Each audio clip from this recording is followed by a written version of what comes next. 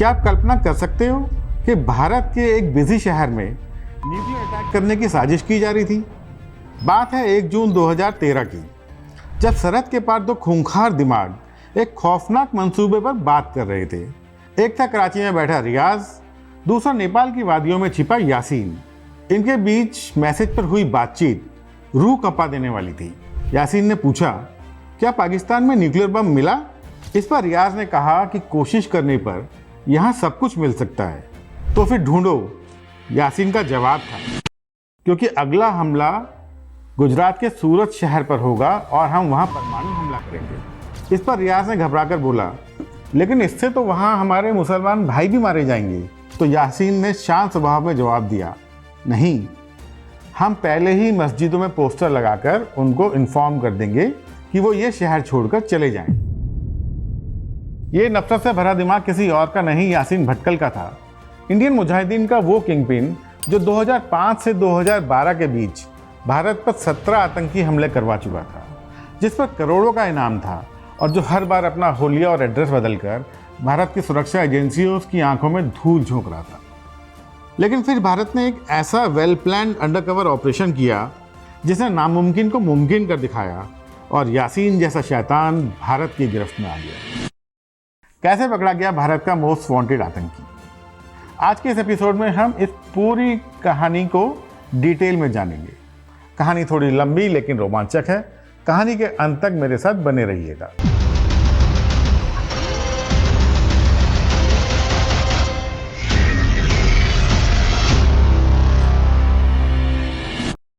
ये कहानी आज से लगभग 50 साल पहले शुरू हुई। 25 अप्रैल 1977 को उत्तर प्रदेश के अलीगढ़ जिले में एक संगठन की नींव रखी गई, Simi, students Islamic movements of India. शुरुआत में यह जमात इस्लामी हिंद की एक स्टूडेंट विंग थी, जिसका मकसद था इस्लामी शिक्षा और छात्रों को एकजुट करना। लेकिन वक्त के साथ यह संगठन और भी कट्टर होता गया। असली मोड़ आया 1981 में, जब पीएलओ नेता यासर अराफात के भारत दौरे ने जमात और सिमी के बीच में दरार पैदा कर दी। जहां जमात लोकतांत्रिक रास्तों पर चलना चाहती थी, वहां सिमी के युवा लीडर्स अब उग्र और टकराव वाली सोच की तरफ बढ़ रहे थे। 80 के दशक के अंत तक सिमी महज एक छात्र संगठन नहीं रह गया था। अब यह भारतीय लोकतंत्र को सीधी चुनौती देने लगा था। शिक्षा की जगह अब कट्टरपंथ की एक ऐसी आग पनप रही थी जिसकी कोख से आगे चलकर खूनी आतंकवाद का सबसे बड़ा चेहरा इंडियन मुजाहिदीन जन्म लेने वाला था। 6 दिसंबर 1992 का दिन था, जब बाबरी मस्जिद को गिराया गया। बाबरी मस्जिद के ढहने के बाद देश दंगों की आग में झुलस रहा था और इसी आग में सिमी के चेहरे का छात्र संगठन का नकाब पूरी तरह से उतर गया। अब उनकी जुबान पर शिक्षा नहीं, बल्कि खिलाफत, जिहाद और भारत के खिलाफ एक खुली जंग का ऐलान था। यही वो दौर था जब सरहद पार बैठी आईएसआई और लश्कर तैयबा की गिद्ध जैसी नजरें सिमी पर पड़ी। कट्टरपंथ के इस कॉकटेल में अब अंडरवर्ल्ड का भी हाथ जुड़ चुका था। मार्च 1993 में दाऊद इब्राहिम ने सिमी और लश्कर के साथ मिलकर मुंबई को 12 सिलसिलेवार बम धमाकों से दहला दिया। इस धमाकों की गूंज ने पूरे देश को हिला कर रख दिया। अब सिमी सिर्फ भारत विरोधी भाषणों तक ही सीमित नहीं था, उसका रेडिकलाइजेशन इस हद तक बढ़ चुका था कि वह खुलेआम ओसामा बिन लादेन और अलकायदा के पोस्टर्स लहराने लगा था। जो कभी एक स्टूडेंट विंग थी, वो अब एक ग्लोबल आतंकवाद की एक खतरनाक कड़ी बन चुकी थी। 1996 से 1998 के बीच भारत के कई बड़े शहर दिल्ली, रोहतक, जालंधर, हैदराबाद और मुंबई आतंकियों के निशाने पर थे और यहाँ कई बम धमाके किए गए। लेकिन इन हमलों का मोडस ऑपरेंडी बहुत शातिर था। हमलों की डोर बांग्लादेश और पाकिस्तान से खींची जा रही थी, जहाँ से आतंकी ट्रेनिंग लेकर भारत में दाखिल होते थे।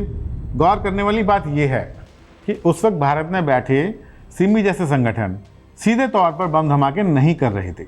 उनका काम था लॉजिस्टिक सपोर्ट, यानी सरहद पार से आए पाकिस्तानी और बांग्लादेशी आतंकियों को सेफ हाउस और हथियार पहुंचाना और रास्ते की रेकी करना। असल में ये संगठन भारत के अंदर बैठे वो स्लीपर सेल्स थे जिन्होंने विदेशी आतंकियों के लिए रास्ता साफ किया। कहानी में नया मोड़ तब आया जब तिहाड़ जेल में बंद आतंकी उमर सईद शेख ने 2 अपराधियों आफ्ताब अंसारी और आसिफ रजा खान का ब्रेन वॉश किया। जेल से बाहर निकलकर आसिफ ने अपने भाई अमीर रजा खान और सिमी को भी साथ में मिला लिया और मुस्लिम युवाओं का रेडिकलाइजेशन करना शुरू कर दिया। 2001 में आसिफ रजा खान पुलिस एनकाउंटर में मारा गया, लेकिन उसके भाई अमीर रजा खान ने कोलकाता में बॉम्ब ब्लास्ट करके अपने खतरनाक इरादों को जग जाहिर कर दिया। 9/11 के बाद जब भारत ने सिमी पर बैन लगाया तो ये खत्म नहीं हुआ बल्कि अंडरग्राउंड हो गया। अब उसे नए चेहरे और नई स्ट्रैटेजी की तलाश थी और यही वो टाइम था जब कर्नाटक के भटकल इलाके से दो भाई उभरे जिन्होंने भारत की सुरक्षा व्यवस्था को हिला कर रख दिया। इनके नाम थे रियाज भटकल और इकबाल भटकल। रियाज, जो एक पढ़ा लिखा इंजीनियर था, उसकी मुलाकात अमीर राजा खान से हुई। इन दोनों के बीच गैर मुस्लिमों से नफरत और एक खतरनाक गठजोड़ तैयार हो चुका था। साल 2004 की बात है। जॉली बीच पर एक मीटिंग बुलाई गई और ये मीटिंग इंडियन मुजाहिदीन की पहली कोर मीटिंग थी। इस मीटिंग में रियाज भटकल, इकबाल भटकल, अब्दुल सुबहान कुरैशी, आतिफ अमीन और एक और अहम नाम शामिल था, रियाज का कजिन यासीन भटकल। इस मीटिंग में एक खौफनाक फैसला लिया गया। रियाज भटकल ने रणनीति बदलते हुए कहा, अब हमले पाकिस्तानी या बांग्लादेशी आतंकी नहीं करेंगे बल्कि हम इंडियन मुस्लिम करेंगे, क्योंकि उसका मकसद था सुरक्षा एजेंसी को ये यकीन दिलाना कि ये धमाके देश के अंदर का ही गुस्सा है। रियाज भटकल इस पूरे नेटवर्क का मास्टरमाइंड बन गया और उसके साथ मिलकर यासीन भटकल ने भारत पर होने वाले सबसे खतरनाक हमलों की स्क्रिप्ट लिखना शुरू कर दिया। 23 फरवरी 2005 को वाराणसी के दशमेघ घाट पर धमाके के साथ इंडियन मुजाहिदीन ने अपनी खूनी दस्तक दी। इसके बाद तो जैसे भारत के सीने पर जख्मों का सिलसिला शुरू हो गया। अक्टूबर 2005 में जब दिल्ली दिवाली की खुशियां मना रही थी, तब आईएम के धमाकों ने 62 लोगों की जान ले ली।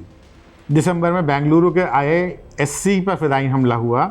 इनका तरीका बेहद कायराना और शातिर था। टिफ़िन बॉक्स, प्रेशर कुकर और साइकिल के कैरियर में बम रखकर ये भीड़भाड़ वाले इलाकों को अपना निशाना बनाते थे। साल 2006 में मुंबई की लाइफलाइन कही जाने वाली लोकल ट्रेन में 7 सीरियल ब्लास्ट हुए। पटरी पर दौड़ती जिंदगी पल भर में मलबे में तब्दील हो गई और इसमें 209 लोग शहीद हो गए। 2008 तक आते आते इनका दुस्साहस इतना बढ़ गया कि जयपुर धमाकों के बाद इन्होंने ईमेल लिखकर भारत के खिलाफ जंग का ऐलान कर दिया। अहमदाबाद में इन्होंने 21 धमाके किए और सूरत में तो 20 से ज़्यादा बम लगाए गए थे। अगर वो फट जाते तो तबाही की कल्पना करना भी मुश्किल था। भटकल ब्रदर्स ने भारतीय एजेंसीज की नाक में दम कर रखा था। क्योंकि वो देश के बाहर छुपे हुए थे, इसलिए भारतीय एजेंसीज को उनके बारे में पता लगाना बहुत ही मुश्किल हो रहा था। 13 अगस्त 2013 की बात है। बिहार के पटना में स्पेशल ऑपरेशन ग्रुप के हेडक्वार्टर्स में एक हाई लेवल मीटिंग चल रही थी। कमरे में IB के जॉइंट डायरेक्टर्स और टॉप ऑफिसर्स एक ही मिशन पर बात कर रहे थे कि यासीन भटकल को जिंदा या मुर्दा पकड़ना है। एजेंसी जानती थी कि यासीन नेपाल में कहीं छिपा है और अगले बड़े हमले की साजिश रच रहा है, लेकिन उसकी प्रॉपर लोकेशन किसी के पास नहीं थी। 2011 से फरार ये आतंकी भारत के लिए किसी नाइटमेयर से कम नहीं था। 2005 से 12 तक दिल्ली, गुजरात, वाराणसी, पुणे की जर्मन बेकरी और मुंबई धमाकों के पीछे इसी मास्टरमाइंड का हाथ था। हुलिया बदलने में तो ये माहिर था। ये अपनी लोकेशन और पहचान लगातार बदल रहा था, जिससे वो एजेंसीज की पकड़ से हर बार फिसल जाता था। तभी SOG टीम के लीडर का फ़ोन बजा। फ़ोन पर दूसरी तरफ था नेपाल से उनका एक खबरी। उस खबरी की आवाज़ में घबराहट और उत्साह दोनों था। उसने कहा, सर, जो फ़ोटो आपने भेजी थी उससे मिलती जुलती शक्ल का एक आदमी यहाँ नेपाल के पोखरा में देखा गया है। ऑफिसर्स के कान खड़े हो गए। क्या करोड़ों का आतंकी आखिर मिल गया था? खबरी ने एक चौंकाने वाली जानकारी दी। उसने कहा, सर, जो आपने मुझे फ़ोटो भेजी है उसमें उस शख्स के बाल लंबे और दाढ़ी लंबी है, लेकिन यहाँ पर जो शख्स है उसके बाल छोटे हैं और वो क्लीन शेव है, लेकिन उसकी आंखें हुबहू वैसी ही हैं जैसी फ़ोटो में उस शख्स की थी। ये एक बड़ा कोइंसिडेंस था। खबरी ने आगे बताया कि उस सस्पेक्ट ने अपनी पहचान डॉक्टर यूसुफ के तौर पर बताई है। पड़ताल आगे बढ़ रही थी और कड़ी से कड़ी जुड़ रही थी। खबरी ने बताया कि उस आदमी की पत्नी दिल्ली में है और उसके माता पिता जो कभी दुबई में थे अब कर्नाटक के भटकल में रहने लगे हैं। ये सारी डिटेल्स यासीन भटकल की प्रोफाइल से मैच कर रही थी। अब एजेंसीज को यकीन हो चला था कि ये शख्स हो ना हो यासीन भटकल ही है। अब बारी थी एक ऐसे अंडरकवर ऑपरेशन की जो यासीन को नेपाल की गलियों से सीधा सलाखों के पीछे पहुंचा सके। जैसे ही SOG टीम लीडर ने सुना कि सस्पेक्ट खुद को एक यूनानी डॉक्टर बता रहा है, उसके माथे पर बल पड़ गए। ये कोई इत्तेफाक नहीं था। एजेंसीज के रिकॉर्ड में ये यासीन भटकल का सबसे फेवरेट फेक नाम था। बिहार के दरभंगा में भी जब वो रह रहा था तो यहाँ पर भी एक डॉक्टर यूसुफ की आइडेंटिटी से ही रह रहा था। अब यकीन शक में बदल रहा था। ऑफिसर्स तुरंत मीटिंग रूम में लौटे और IB का जॉइंट डायरेक्टर को उन्होंने पूरी बात बताई। सर, पोखरा में जो शख्स दिखा है वो हुलिया बदल कर बैठा है, लेकिन उसकी आंखें और काम करने का तरीका एकदम यासीन से हूबहू मेल खाता है। हम यह मौका हाथ से नहीं जाने दे सकते। जॉइंट डायरेक्टर को अपने इस काबिल ऑफिसर की स्किल्स पर पूरा भरोसा था, लेकिन मामला बेहद सेंसिटिव था। बिना दिल्ली की मंजूरी के सरहद पार कदम रखना मुश्किल था। पटना से दिल्ली कॉल घुमाया गया। इंटेलिजेंस ब्यूरो के आला अधिकारियों को बताया गया कि यासीन के मिलने की उम्मीद पुख्ता है और एक टीम को तुरंत नेपाल भेजने की ज़रूरत है। लेकिन दिल्ली का जवाब एकदम हैरान करने वाला था। दिल्ली में बैठे ऑफिसर्स ने पूछा, अगर हमें यासीन के बारे में 50 जगह से खबर मिलेगी तो क्या हम 50 जगह अपनी टीम भेजेंगे? दिल्ली से मिली ना के बाद पटना के दफ्तर में खामोशी छा गई। लेकिन एसओजी टीम लीडर की गट फीलिंग कुछ और ही कह रही थी। उन्होंने जॉइंट डायरेक्टर की आंखों में देखते हुए साफ कहा, सर, मेरा सोच पत्थर की लकीर है। अगर आज हमने ये मौका छोड़ दिया तो ये हमारे लिए सुसाइडल होगा। हम एक खूंखार आतंकी को फिर से गायब होने का मौका नहीं दे सकते। उसकी आंखों में वो जिद थी जो नामुमकिन को मुमकिन बना सकती थी। जॉइंट डायरेक्टर ने एक पल सोचा और फिर एक फैसला किया। ये फैसला उसके करियर को ख़त्म कर सकता था। उन्होंने कहा, ठीक है, जाओ, लेकिन याद रहे ये कोई ऑफिशियल मिशन नहीं होगा। तुम आईबी या एसओजी के ऑफिसर बनकर नहीं बल्कि मामूली टूरिस्ट बनकर सरहद पार करोगे। शर्त बहुत सख्त थी। अपने आईडी कार्ड आपको बॉर्डर पर ही जमा कराने होंगे। अगर तुम पकड़े गए तो भारत सरकार तुम्हें पहचानने से इनकार कर देगी और पूरी ज़िंदगी तुम्हें नेपाल की जेलों में ही सड़ना पड़ेगा। दांव पर सिर्फ मिशन नहीं, उन जाबाजों की ज़िंदगी भी थी। बिना किसी देरी के एक कोर टीम तैयार की गई। इसमें सिर्फ 5 लोग थे, टीम लीडर, 2 तेज़ तर्रार ऑफिसर्स और 2 फील्ड ऑपरेटिव। लेकिन टीम लीडर की एक खास गुजारिश थी। उन्हें ईस्ट चंपारण के एसपी विनय कुमार का साथ चाहिए था। वजह साफ थी, विनय कुमार का नेपाल पुलिस के साथ बेहतरीन तालमेल था और मुश्किल वक्त में वही एकमात्र उम्मीद बन सकते थे। जॉइंट डायरेक्टर की हरी झंडी मिलते ही ऑपरेशन की तैयारियां शुरू हो गई। ये एक ऐसा मिशन था जिसकी सफलता भारत को आने वाले कई आतंकी हमलों से छुटकारा दिला सकती थी, लेकिन इसकी नाकामी इन जाबाजों का वजूद मिटा सकती थी। बिना किसी बैकअप और बिना किसी सुरक्षा कवच के ये 5 जाबाज भारत के सबसे बड़े दुश्मन को दबोचने के लिए नेपाल की ओर चल पड़े। जिस शख्स को पकड़ने ये टीम निकली थी वो कोई मामूली आदमी नहीं था। वो मास्टर्स ऑफ डिस्गाइज था, यानी वेश बदलने का माहिर इंसान, जो भारत में 17 बम धमाके करने के बाद भी खुला घूम रहा था। 17 अलग अलग धमाकों की जांच में एक बात कॉमन थी, यासीन का बदलता चेहरा। कभी वो घनी दाढ़ी में दिखता, कभी क्लीन शेव, तो कभी बारीक मूँछों में। सीसीटीवी फुटेज हो या चश्मेदीदों का बयान, हर बार उसका हुलिया इतना अलग होता था कि उसे पहचानना नामुमकिन सा लगता था। तकनीकी तौर पर उसे ट्रैक करना किसी डरावने सपने जैसा था। यासीन हर दूसरे तीसरे दिन अपना मोबाइल फ़ोन बदल लेता था। वो फ़ोन का इस्तेमाल सिर्फ कुछ सेकंड्स के लिए करता ताकि एजेंसीज उसकी लोकेशन ट्रेस ना कर सकें। कराची में बैठे अपने भाइयों से बात करने के लिए उसने एक अलग ही सीक्रेट सिस्टम बनाया हुआ था। जहाँ पूरी दुनिया ईमेल और सोशल मीडिया की तरफ बढ़ रही थी, यासीन ने अपना कोई पर्सनल ईमेल अकाउंट नहीं बनाया था। वो एक डिजिटल घोस्ट की तरह काम करता था। उसकी लोकेशन बदलने की रणनीति भी एकदम अलग थी। कभी तो वो एकदम भीड़भाड़ वाले इलाकों में घुल मिल जाता था और कभी वो एकदम सुनसान दूर दराज के इलाकों में जाकर छुप जाता था जहां मोबाइल नेटवर्क भी ना मिलता हो। सर्विलेंस की हर कोशिश उसके इस डेड जोन ठिकाने के आगे नाकाम हो जाती थी। 12 राज्यों का मोस्ट वांटेड और सिर पर करोड़ों का इनाम, ये था यासीन भटकल का रसूख। उस पर 220 से ज़्यादा मासूम भारतीयों की हत्या का आरोप था। 2005 से 2012 के बीच उसने भारत की सड़कों को निर्दोषों के खून से लाल किया था। अब इसी किंगपिन के अंत की शुरुआत होने वाली थी। भारत के 5 जाबाज उसकी मान में घुसने को तैयार थे।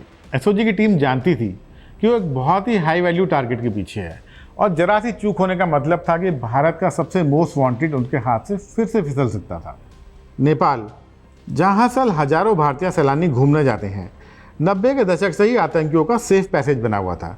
चाहे 1999 की कांधार हाईजैकिंग हो या हथियारों की तस्करी, पाकिस्तान और आतंकी गुटों ने नेपाल के रास्ते का भारत के खिलाफ बाखूबी इस्तेमाल किया था। लेकिन असली दबाव नेपाल की ज़मीन से नहीं बल्कि दिल्ली के आईबी हेडक्वार्टर से आ रहा था, क्योंकि आईबी के आला अफसरों को अभी भी यही लगता था कि यासीन भटकल नेपाल में नहीं है बल्कि वो अपने भाइयों के साथ पाकिस्तान में है। दिल्ली के ऑफिसर्स को इस ऑपरेशन में कोई दम नज़र नहीं आ रहा था। ऊपर से यासीन का पिछला रिकॉर्ड खौफनाक था। 2008 में चिकलूर, 2009 में कोलकाता, 2010 में पुणे, वो हर बार भारतीय एजेंसीज की आंख में धूल झोंक कर भागने में कामयाब हो जाता था। इसलिए दिल्ली की हिदायत साफ थी, अगर 110% यकीन हो तो ही आगे बढ़ना, वरना अपना हाथ पीछे खींच लेना। उधर ग्राउंड पर खबरी लगातार नई और पुख्ता जानकारी भेज रहा था। पता चला कि पोखरा आने से पहले यासीन नेपाल के 12 डिस्ट्रिक्ट में मौलाना माउद्दीन अंसारी के घर रुका था।